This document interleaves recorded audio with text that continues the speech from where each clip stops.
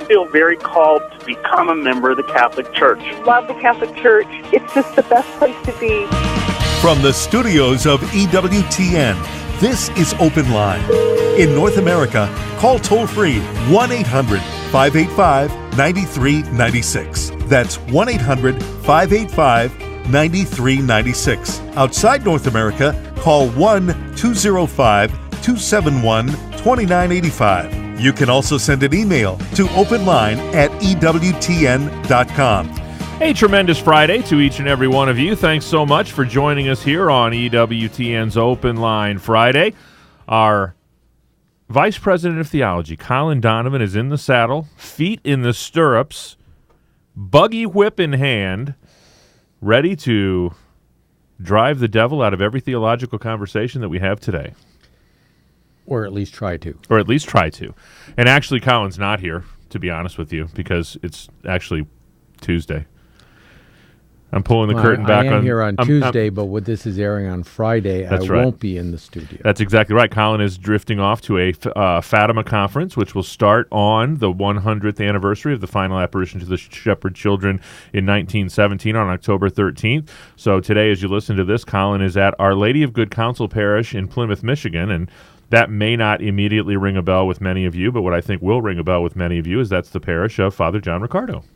That's right, and they're going to have a conference on this 100th anniversary, and there'll be a number of speakers, myself included. I actually speak on Saturday, although I have a little bit of a role Friday evening as well, introducing elements of the program. And so I'm really looking forward to it. I'll be talking about the Triumph of the Immaculate Heart and what Sister Lucia had to say about that in her memoirs, and also try to come up with sort of a synthetic idea, always keeping in mind that we really don't know what's in the mind of God, and we're trying to just come up with a good analog of what the Lord will actually, how He will bring about the triumph of the Immaculate Heart. But there are many elements that Our Lady has pointed to through her messages, and Sister Lucia confirms in her writings, and we'll be addressing those. Now, as our folks that regularly tune into the program are listening to this today, we do have some emails. We're going to have some email questions. We'll make it kind of a mailbag program for Colin today. But as people listen to this, they'll still have a nice little chunk of the day left for them. What would you recommend someone do, perhaps, who is wanting to, in a spiritual way, commemorate this centenary? Well, certainly they can say the rosary, which is what Mary did ask to do. They can come to an event like this one that is being had, where investiture in the scapular would be a thing that one could do. I think also there are many ecclesiastical things.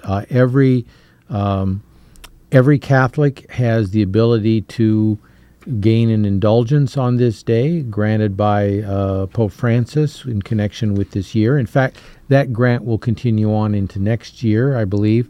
And so in the little bit of time that is left when this airs on Friday afternoon, quickly get on the Vatican site, find a pilgrimage place in your diocese where you can go and give honor to Our Lady of Fatima, or even to a church named in honor of Our Lady of Fatima, where there is a statue of Our Lady. We have one here in Birmingham. And we have one in Birmingham, and you can show devotion to her and thank her for coming and giving us the gospel for our day, as John Paul II called it. And then if you haven't started trying to live that message of Fatima, start doing it, because the Fatima message will not end when the official celebrations end on Friday in Fatima, Portugal, because the obligation to go forward and to live this message will continue into the hearts of those who have received it in. And I think every Catholic at some level needs to be acquainted with and receive the message of Our Lady of Fatima. We are live on YouTube and Facebook Live as we record this for Friday. So if you have a question on YouTube or Facebook Live, go ahead and fire away, and our producer Michael McCall will get that to you. I am Jack Williams. Michael McCall is producing the program, and Jeff Burson handling our social media endeavors. Ed writes in, Colin, how does the Church explain how the human race got started? I think St. Thomas said that God stopped the problems with relations with close relatives so the human race could get started, but that's kind of an inelegant solution.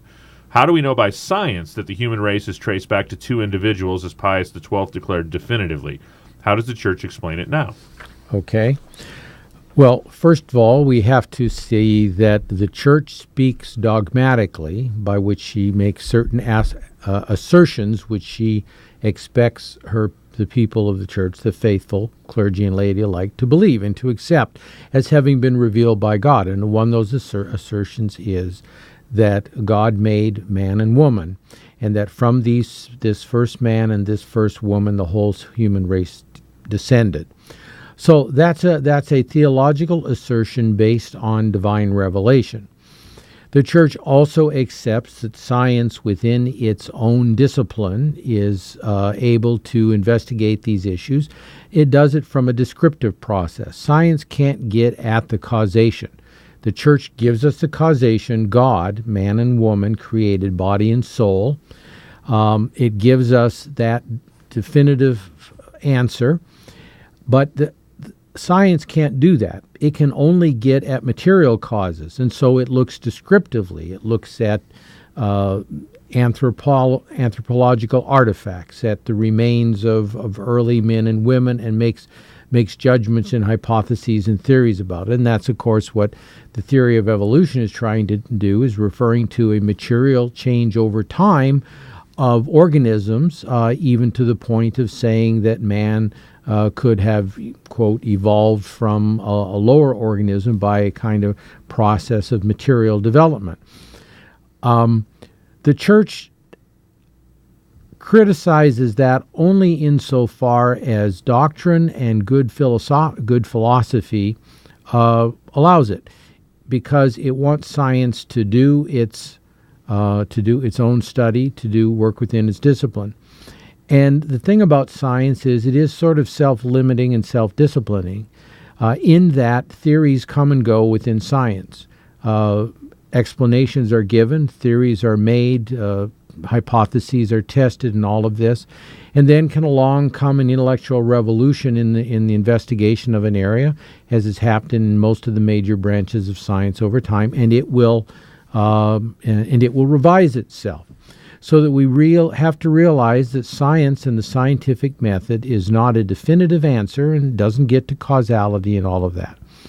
And so the popes have tended to leave science to be science, philosophy to be philosophy, and say only that we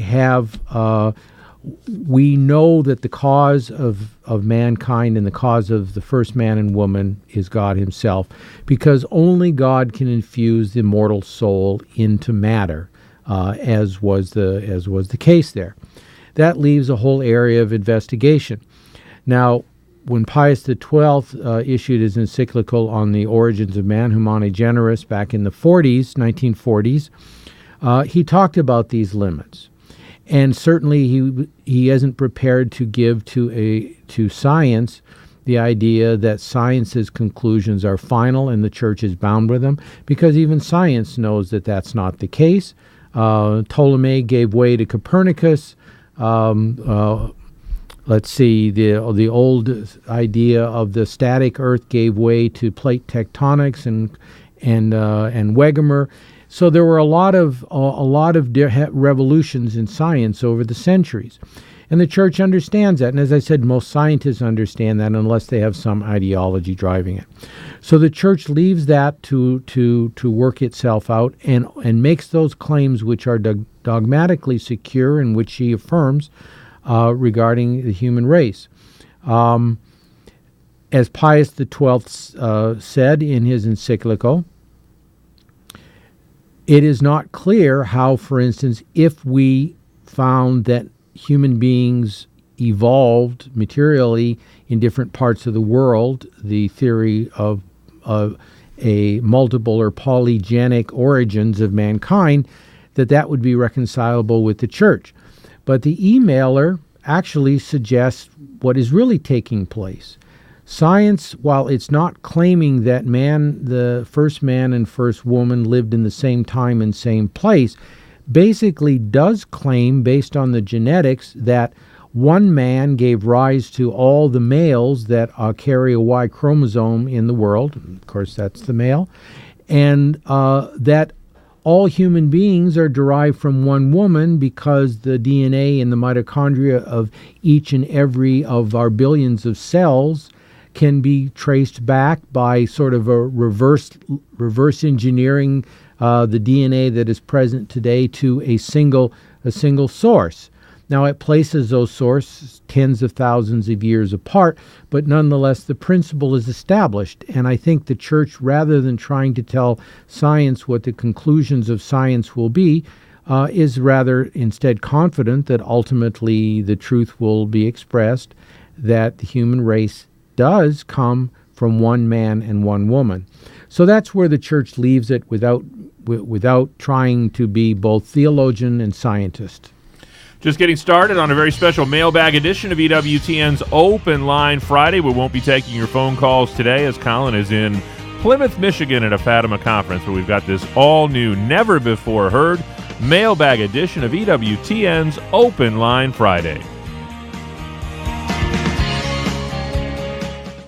Now, Catechism Wisdom with me, Dr. Ray Garendi, and Father Larry Richards. Father Larry, from the Catechism of the Catholic Church, section 2496. The means of social communication, especially mass media, can give rise to a certain passivity among users, making them less than vigilant consumers of what is said or shown. Users should practice moderation and discipline in their approach to the mass media. Some people say, I got to get rid of my TV. Maybe, and some folks, I don't have a computer. Mm-hmm. Is that wrong, Father? Is that stuff bad? It could be. Anything that alters our reality. Sometimes people just go onto the internet, just sit there and, they get lazy and they spend their whole day just going through the TV set, drawing with their mouths, and this is their reality. And God wants us to be engaged with life, engaged with others. And sometimes when we're just on these other media outlets, we just be engaged with a box. We become engaged with a screen instead of engaged with people. Now, you could say, well, there's other people on the other side of that. Sometimes. But the reality is that we have to go and say, God's calling us to so much more. And think about how much time is wasted of our lives. And the deepest need in everyone's heart is to be loved and have relationships. And those TV and all the other stuff rob us of our relationships and that connection. That's why so many people today are so lonely, because they don't have real people to interconnect with. And they're trying to think, again, it comes to the lie of the box, that if I sit there and watch TV and I see these things, or I go on the internet, that I'm going to connect. And it's just so often an artificial connectingness, and that's why we're still lonely inside. God made us need each other on purpose, that He made us need each other, that we come and we get mostly who we are, the best who we are, is when we interact and have relationships with others. This is Open Line on the EWTN Global Catholic Radio Network. If you have a question or comment, call 1-800-585-9396. Outside North America, call 1-205-271-2985 or send an email to openline@ewtn.com. Pay absolutely no attention to Tom Gray. We are not taking your phone calls today. It's a very special mailbag edition of EWTN's Open Line Friday with our Vice President of Theology, Colin Donovan. Colin is at a conference today in beautiful Plymouth, Michigan with Father John Riccardo at his parish, Our Lady of Good Counsel. So we'll be emptying out the email bag to the best of our ability, and we've got one from Kelly here. And she says, regarding the decision by Pope Francis to, quote, I henceforth grant to all priests in virtue of their ministry the faculty to absolve those who have committed the sin of procured abortion. If priests minister confessions in persona Christi, then the sacrament is efficacious because the true minister is always Christ. It would seem logically to follow that there would be no restrictions on Christ as the minister regarding to which sins could be forgiven or not forgiven. Why then must there be a special granting of a faculty to absolve this sin? And it goes on, but that's the gist of it. Yeah. Well, the priest acts in persona Christi and with his authority, but of course he isn't Christ. In the same way, the church, the mystical body of Christ, acts in his name as well, but the mystical body is Christ in a mystical sense, but not Christ in the actual sense. And so the priest is obliged to the authority of the church, and the head of the church on earth is the Pope. And so the authority of the Pope, or the authority of the church's valid laws, general laws, and so on, must be respected. And acting outside of that can even be invalidated. So the situation with the mercy granted by the Pope at the beginning of it's been like 18 months now, I think, since that. Beginning of the year of mercy, yeah. Yeah, beginning of the year of mercy, September of 2015, I think. So at that time, what he is saying is he's pointing to a distinction in law and not in the sacrament per se. And so canon law has a certain number of sanctions against individuals who commit abortion. And so by committing abortion, not only you commit a mortal sin, something that is in what's called the internal forum, the forum of conscience, the forum in which we go, among other things, for spiritual direction, for confession, and so on. In other words, between us and God through the ministry of the priest. Then in the public forum, you have the laws which say that certain individuals are excluded from the sacraments or excluded from certain privileges in the church as a result of some crime, and that's the word actually used, crime, and that crime is committed. And so the person who, knowing they would be excommunicated, there are a number of conditions like this, knowing, obviously willing that fully, basically, well, I know the church says I'll be excommunicated, but I want to have this abortion anyway, and they go ahead with it. Such a person is excommunicated if they are of age, and since minors generally can't commit a crime that gets them excommunicated, a young person who does that, and any person who's operating under force and fear and other qualities of will that constrain the will so that it's not free, also would not incur an excommunication. So the excommunication generally, because an excommunication excludes somebody from the sacraments, must first be lifted to go to confession, which is something that's part of the punishment of the excommunication. So clearly a person who's unaware of it who goes to a priest, that would be a simple case. But a person who, I knew I'd be then the priest has a problem. Well, if he doesn't have the faculty from his bishop to absolve the excommunication, then he has to appeal to the bishop or somebody with the faculty, obviously anonymously, and get that. So it's the separation of law and sacrament here that is the issue. And what the Pope did is what many bishops had already done anyway. Right. In the United States. Yeah. In the United States, most priests would be in a diocese where the bishop has facultated them to absolve from the excommunication if the person incurred it, and that's an if, and then hear their confession and absolve them from the guilt of that, which restores justice through absolution. So that would be what is taking place, and that's why the Pope did it. And it probably did apply in many places in the world. It generally did not apply in the United States, however. When we talk about, we're not legalistic. We get accused of that quite frequently. Mm-hmm. And it can look that way. Honestly, it can look that way on the face of it, but it's the intricacies of our Lord that has provided for every situation that we're going to face. And you'd never have to look very far past the surface to see the beauty and the logic of why those canons are in place. And although we've only had 2 codes of canon law in the history of the Church, most of this is, there were excommunications historically and all of that. So there's a whole body of canonical tradition because there were canons on various lists and promulgated by popes and others, but they were never codified, put in one single book as they were in 1917, and then a different promulgation of those and others in 1983. So the Church this is not something the Church just arrived at. This is actually continuation of practices in the Church that are at least a millennium year old and probably longer in terms of local canons and punishments that were issued by earlier councils, and by bishops and in various places at different times. Elvin is watching the broadcast, watching the taping here live on YouTube, and he says, "Do Jesus and Mary share the same heart?" In a way that I guess a husband and wife would, and that is spiritually. But no, the language, physically, of course not. We can't test the genetics of that assertion. Christ received his human nature from his mother. What God did to give him all the capacity of a human being with both a mother and a human father, we don't know that.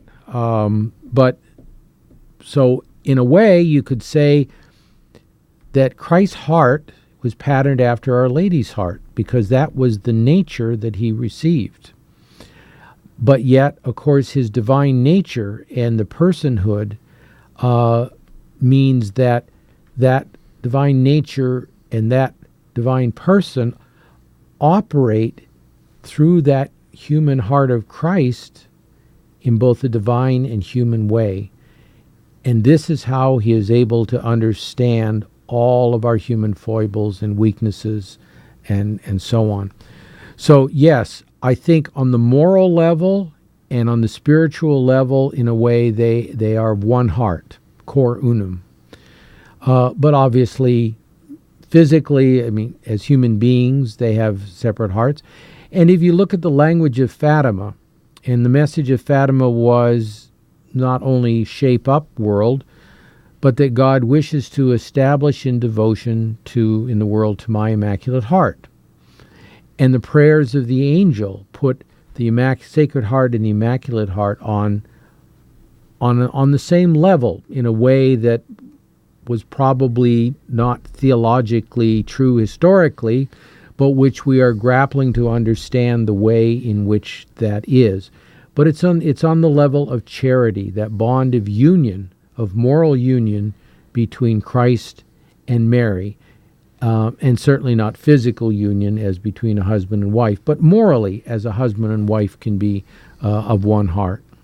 Can we learn anything from the Sacred Heart and the Immaculate Heart? You often see them depicted in art as being sort of joined, but not the same thing.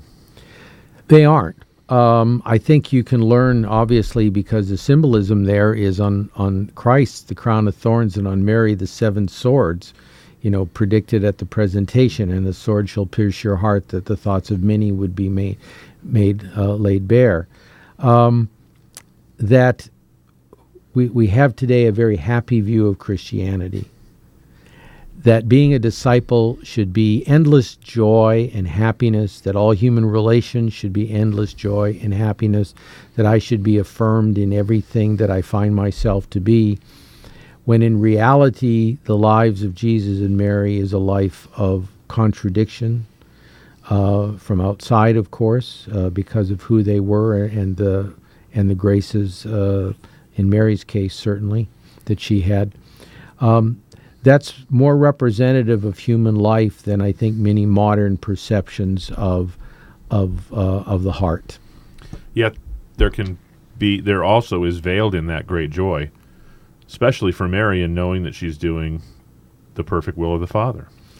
And that is part of the message of the Church's theology and Our Lady, that what Christ had by his nature, and what Christ did by his nature, such as ascend, Mary is the new Eve received from Christ, from the Father, also therefore through the power of the Holy Spirit, those same prerogatives, but received them as gift, whereas our Lord had them by nature, so that it was the full restoration of human nature that was created initially, going back to our previous question, that first man and that first woman created in justice, who failed against that justice, precipitating the historical condition we see all around us today.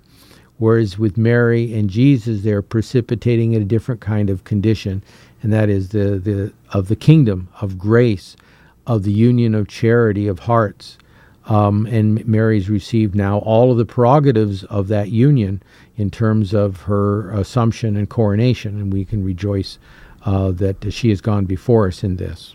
Yeah, there's no question about that. Very special mailbag edition of EWTN's Open Line Friday. Our very own Vice President of Theology, Mr. Colin Donovan, is in the house. We won't be taking your phone calls today, but we are taping this program to air as you're listening to it, but we taped it on Tuesday of this week, and we did have an audience of live YouTube and Facebook Live viewers. So if any of you are out there right now, we've still got plenty of time for your questions. If you want to give us a ping on YouTube or on Facebook Live, Colin would be happy to take a swing at that question. We've got one lined up and several pieces of mail from Colin's ample mailbag that we will get to before the end of this program. So again, no phone calls today, but we will take your questions live on Facebook Live or on YouTube if you would like to offer those. A very special mailbag edition of EWTN's Open Line Friday on the centenary of Our Lady of Fatima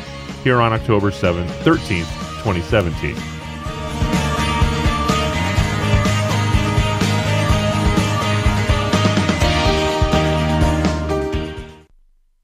Now, Catechism Wisdom with me, Dr. Ray Guarendi, and Father Larry Richards. I'm Dr. Ray. As always on Catechism Wisdom, Father Larry Richards. Father Larry, let me read you what the Catechism of the Catholic Church says in section 1733. The more one does what is good, the freer one becomes. There is no true freedom except in the service of what is good and just. The choice to do evil is an abuse of freedom and leads to the slavery of sin. Excuse me, but the Catholic Church puts restrictions on people. It actually constricts freedom. How can they say to do good, avoid evil, is true freedom? Exactly. Jesus, the one that virginally said, everyone who sins is a slave to sin. Dealing with kids all these years, once a person gives in this, and I say, try to stop. Go ahead, try. And whatever their sin happens to be, whether it's like a woman or a man who gossips a lot, I say, okay, why don't you try to stop? Or judges a lot, why don't you try to stop? I want. Exactly. You become a slave to it. It takes you under. It's like in the beginning when someone starts smoking a cigarette and go, oh, this is great, I could stop any time. And then you become addicted, and then it kills you. It's the same thing with all the realities that enslave us. Remember, Jesus says, if the Son sets you free, you are free indeed. And again, the way God deals with us, think about it. Before God gave the 10 Commandments to the people of Israel, He first set them free from their slavery. And then He only gives the rules as an act of love for their good and say, do you love me? I've set you free. Do you know how much I love you? Yes. Well, these are the commandments to give yourself life. When you listen to God, He says, I've come to set you free. Would you trust me? The world says, don't trust God. You trust us. But look at the outcome. You can tell a tree by its fruit. What is the ultimate fruit? Is it freedom or is it slavery? Coming to God, doing God's way, freedom. EWTN. Live truth. Live Catholic. This is Open Line on the EWTN Global Catholic Radio Network. If you have a question or comment, call 1-800-585-9396. Outside North America, call 1-205-271-2985 or send an email to openline@ewtn.com. Disregard everything you just heard. Do not call. No one is answering the phone because we are not here. I am traveling, and Colin Donovan is in Plymouth, Michigan at Our Lady of Good Counsel Parish with Father John Ricardo. And he'll have a little bit to do tonight at a program there celebrating the centenary of the end of the apparitions to our little shepherd children there in Fatima, Portugal. What are you doing tonight, Colin? Are you on like some kind of a panel? Are you introducing some things? Well, we're going to, and I hope I'm not crossing any boundaries here of my authority to say this in advance, but a litany of Saints Jacinta and Francisco. And I'm introducing it with a little introduction on their canonization. Oh, I might change my travel plans. Where's that registration page for that conference? Are they special friends of yours? Well, you know, we I mean, any of this is, spectacular. It's been a great year. So we won't be taking your phone calls today, but if you have a YouTube question or a question from Facebook Live, those of you who are watching the taping live, we would be happy to take those. We also have some mailbag entries that we will posed to Colin. Dave's watching on YouTube, and he says, I've heard it explained that the cup Jesus shared at the Last Supper was the third of 4 cups. Do we know this for a fact, and what is the significance of the third cup? Scott Hahn, go. Yeah, I think he does a good job of that in speaking of the issue of the cups, because he makes a very wonderful point, I think, that all people who ponder the Last Supper should think about, that the fourth cup, which was the final one, was not taken until he was on the cross, and that was, they went out into the garden after that. I'm not really thinking I can answer that with any specificity, but clearly the fact that there were cups beginning, I believe, to begin with. There was certainly wine with the meal, and then towards the end there was a number of ceremonials which are well described, I would say, in Louis Bouillet's Eucharist, who looks at the theology of all of this in its connection with the Roman canon, but that escapes me at the moment. We've got an email here from Jaime, and he says, I have an agnostic, quote-unquote, friendly atheist friend. We were listening to Catholic radio, and someone said there are only 2 things in which God can't contradict himself. He can't lie, and he can't perpetrate evil. My friend jumped to say it's in the Bible. Jesus said, it's not for you to know God's timing, or something like that. So my friend claims that this is a lie by omission, because Jesus is God, and a lie by omission is still a lie. Then my friend brings up the Good Samaritan laws, saying that God is in fact perpetrating evil because he allows evil to happen. How can I answer these arguments and help my agnostic friend? Well, I'm not sure of the explanation of either positively regarding God and what he can do, or what he's saying here about the lying. Let's sort of start fresh and look at it.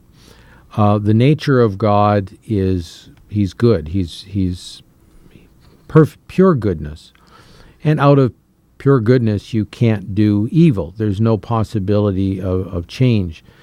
We have, this is one of the reasons, likewise with the angels, we say that the good angels are forever with God, and the fallen angels simply can't change their mind. I mean, from Open Line that we will from time to time get the question, well, could God forgive the fallen angels, and receive them into heaven?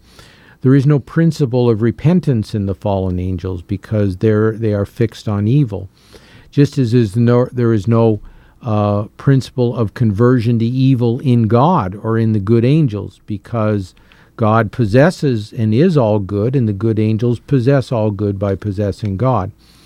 We can think of it humanly in this way. If a person is used to helping others and risking all that they have for the sake of others in doing good, take the case of a soldier who, by training and perhaps by personal temperament and the development of virtue, he acts in a heroic way. Now, would we say that he is at fault because, or rather that he doesn't merit the value of that heroic act because he's so used to doing it, because it's the only thing that he can do with the level of virtue in that he has? And so the answer to that is no. We wouldn't fault a human being for acting according to their nature, a nature that is not just their human nature, but a nature of goodness and virtue built up by a lifetime of sacrifice for others. And so we give medals for that, and we thank them for that, because, and sometimes, of course, they give their lives in the process of that. But we recognize that they acting according to what is an internal impulse in them, but they do it freely. It's not like they're saying they're doing this and they're saying, but I really wish I wasn't doing it, or that I'm doing it, contrary to myself and my own inclination. Now, God doesn't have inclinations, and he doesn't have passions, and he doesn't have temperament and all of that. But if we can say that of creatures who do have those things, then we say of God that out of the fullness and abundance of his own goodness, he only does good. He only gives us truth. This was the criticism of Islam, if you recall, by by Pope Benedict, Regensburg, in saying that there's a certain arbitrariness in Islamic theology because it posits that God can at one time say, one thing, and the choice is only to do, that for him he could make evil good or good evil, and that simply can't be the case. So we take it for granted that he can't do evil because out of the abundance of his own goodness, there's no place for it to come from, if you will. In the case of Christ, of course, he's operating within our human venue, if you will, and he's using prudent language. The church actually gives that kind of language a name, mental reservation. It comes into play if a priest is asked what somebody says, asked in a court of law what somebody says in confession, and he says, I have no knowledge of that. Nobody in their right mind would take it that he means anything other than I have no knowledge which I am free to convey to you. And so there's an assumed meaning with that. You're answering the question. It might seem like it's a failure to answer it, but it is an answer, and it has a conventional meaning. And when the priest says that, the conventional meaning should be understood as such. And likewise, when Christ says that he cannot speak to that, or that only the Father knows, not the Son of Man. In other words, the second person in his humanity, then that's a mental reservation on his part. That he's basically saying, and you should understand this when you hear this from him, as you do from a priest, he's saying, none of your business. That's what it is. And that's a human convention. Mike's watching on Facebook Live. He says, can you explain the Catholic version of predestination? Yes. Well, yes and no. The mix of knowledge and will on God's part there has a certain mystery to it. So much so that the Pope told the Dominicans and the Jesuits to stop fighting about it a few centuries ago because they were coming up with various theories that leaned one way or the other. He said, the Italians would say, basta così, enough of that. Okay. So, but yeah, there are certain theories, and I lean towards the more Thomistic of those. And that is that God is the cause of all things. He gave us all of our powers. He gave us our physical natures. He gave us our nature. He gave us our spiritual nature. So all of our powers and all of that, and we use them. And he tolerates a great deal. The previous emailer asked about toleration. Isn't toleration giving in to evil? No, because toleration of freedom is a good that if you don't have toleration of it, then you never have really true freedom. And he gave us this freedom, and he very rarely obstructs that by some divine intervention. The Bible is full of those divine interventions, of course, at the time of the flood, at the time of Sodom and Gomorrah. History shows that God intervenes. We just celebrated with our Feast of the Holy Rosary, Our Lady of the Holy Rosary, certainly a divine intervention at Lepanto to save Europe from the invasion by the Turks, the Islamic Turks at that time. So God does intervene, but he gives us a good deal of freedom and allows us to have those victories and those falls that actually provide more merit for us, because we are able to, with his help, now then continue on and reach the end.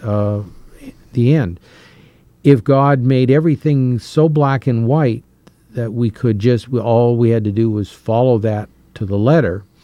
Okay, Jack, I want you to be a radio announcer. I want this one to be one thing or another. No, he gives us freedom to choose our vocation, although sometimes grace sort of forces its way in there for like the priesthood or religious life, a calling and attraction. But that's also part of us as well, and God uses that to bring us where he wants us to be, or to marriage or whatever. So he uses those kinds of things. And so predestination works like that. Between the grace that God gives us and the freedom that he gave all human beings by nature in creating Adam and Eve, there is an interplay. And he knows how each person in history will respond to that interplay. And so as a consequence of that, his knowledge of who will be saved and who will be lost is infallible, not least of it being the fact that he sees all of history in a moment and he doesn't look at it serially like we do. So we're looking at the working out of something that God sees instantaneously and eternally, instantaneously from our perspective, eternally from his. And so it's hard for us to really grapple our minds around that, how our freedom plays into that. But there is a way, and that's why we must make constant choices for the good, and we must persevere in that to the end. But it is true, of course, that we also look for those signs of predestination. The church sees baptism as a sign of predestination, without saying that everybody who's not baptized necessarily goes to hell. The church sees fidelity and Marian devotion and other things such as representing a sign of predestination, without, on the other hand, saying that a person who is baptized, or a person who becomes a priest, or a person who is religious, or a person who's in a good Christian marriage cannot ever fall and be among the damned. Because of that, we have freedom, and so we can always do that. So from our point of view, every moment is a moment that must be lived, a moment that must be decided for the good. From God's point of view, he already knows the outcome. And he's directing us subtly, but with attractions, and sometimes with a little bit of, I won't say the whip, but encouragement of different kinds to follow that path. But we're always free to step aside and say, no, I will not go this way. I will not serve. He could see the whole race in one instant without ultimately affecting the outcome, right? Well, there is a sense in which he does, because he offers some for certainly the Blessed Mother. Without affecting the ultimate outcome. How about that? Is that any better? Without affecting the freedom ultimately of individuals to accept or reject his pro-offered graces. You know, we're taping this program today that you're listening to here on Friday, and even if you missed it on this Friday, you can listen to it whenever you want via podcast. Colin, you're a podcasting legend in my own mind. I didn't know, in your own mind. Well, and what does that count for again? Well, it counts for a lot. Thank you very much. People listen to what I think, what I say, and they will heed my advice. Okay. And my advice is to go back and listen to every issue of Open Line Friday since you've been on the program, which has been like going on 15 years now, something like that. It's been a while. That's true. Yeah. It's been a long time. You were over in the other studio for a while. We were over in the other studio. Yeah. So it's you've been here for quite a while. I would highly encourage you to not only listen to that, but listen to any of the programs that you miss here on EWTN Radio via podcast. You can find out all the details at EWTN.com/podcast. Kathy writes in, I heard a reference, quite sure on EWTN Radio, can't recall the word used, about the church teaching that whenever the possibility exists to solve a problem at the lowest, most local level, that's what should be done. Thought it was quite interesting and quite in line with the foundational principles of the United States of America. I believe the reference was specific to social teaching. There was a specific term for the concept, and the term pillar was used, if my recollection is correct, and that's Kathy. And she's asking you for a treatise on the principle of subsidiarity. That's correct. It is subsidiarity, Kathy. That's the word you're looking for.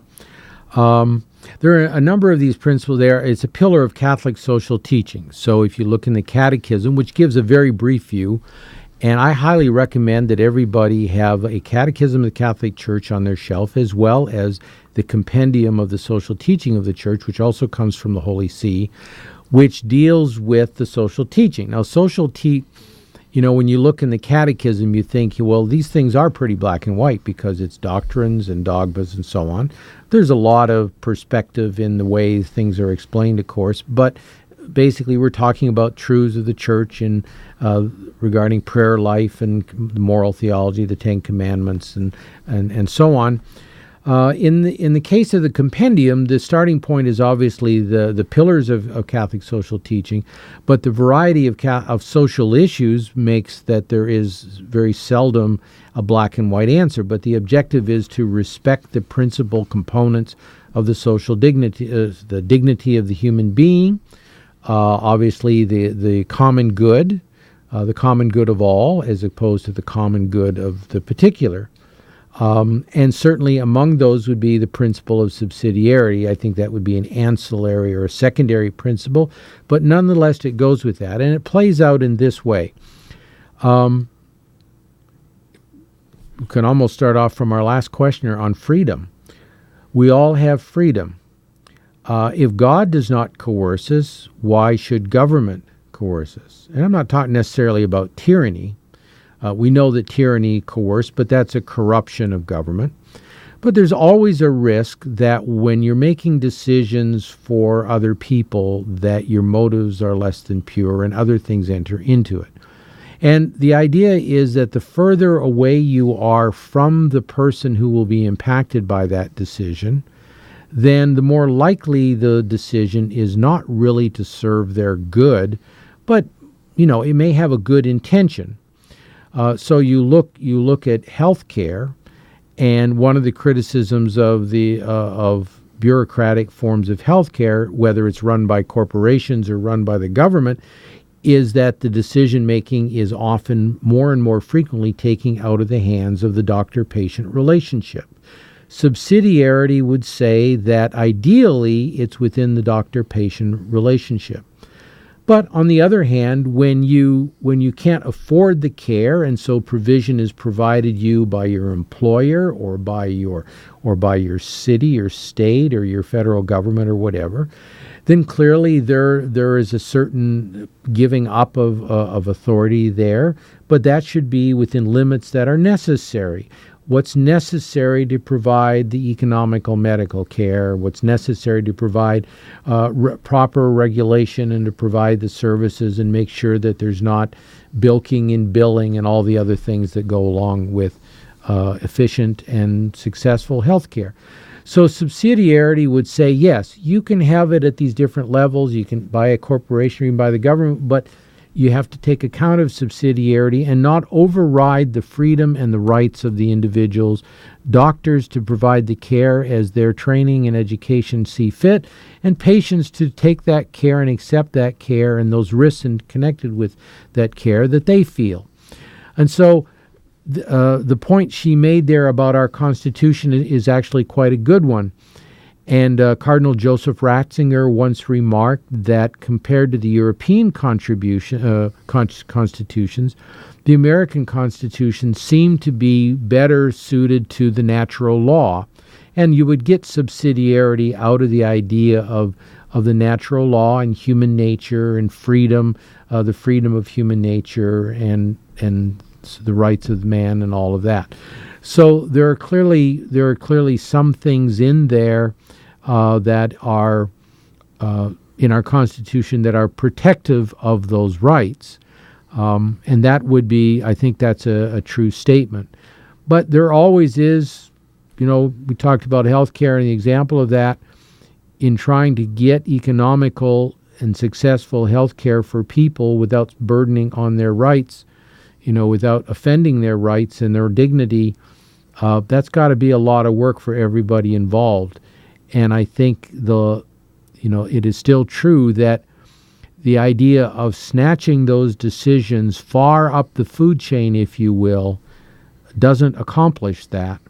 There has to be mechanisms, if governments pay for it, there still has to be mechanisms that represent the religious freedom, for example. And thankfully now the religious freedom of believing institutions, Catholic and otherwise, are going to be more respected. But that would be a principle of subsidiarity, that you don't take away those rights of others, even though you see some common good that you're serving. Marianne writes in, question about marriage and divorce / annulment. How is it that a priest can absolve one of their sin, even the sins of murder, abortion, adultery, but cannot absolve one of the sin of divorce? My husband and I are Catholic, but he divorced his first wife years ago as a Protestant. Now we would like to become Catholic, but cannot. We know of the annulment proceedings, but this is not an option for us. Okay. Well, that's simply not true. If you think, what is the sin in divorce? Okay. If obviously it offends against the bond of the marriage if a valid bond exists, and that's what an annulment is to determine. But couples end up going their separate way. They maybe get religion, if you will, and they want to come back and they want to reconcile with the church, as this couple apparently wants to do. And they ask themselves a question actually that the Pope asked them to think about in one of the wonderful parts of Amoris Laetitia, in my opinion, and that is the questions that couples should be asking themselves. And here the question is, what is my contribution to the divorce? What did I do that contributed to the, how did I offend my spouse and God through my contribution that led us to the point where we thought we could no longer live together, and so on and so forth. That can be absolved in the confessional. And so the Catechism clearly doesn't say otherwise. You can absolve the sin of divorce in terms of the moral culpability in the confessional. But the confessional cannot restore the public order, if you will, of it. That's a canonical thing. And this, I think, is a lot of what the debate today over Amoris Laetitia and other elements of this, and that is the distinction between the moral culpability of an individual who's divorced and remarried and the canonical situation of those. And this is not easily resolvable. And so I wish that the Holy Father would take up the solution that some of the cardinals have suggested, is to look specifically at some of the questions raised there on the side of the subjective.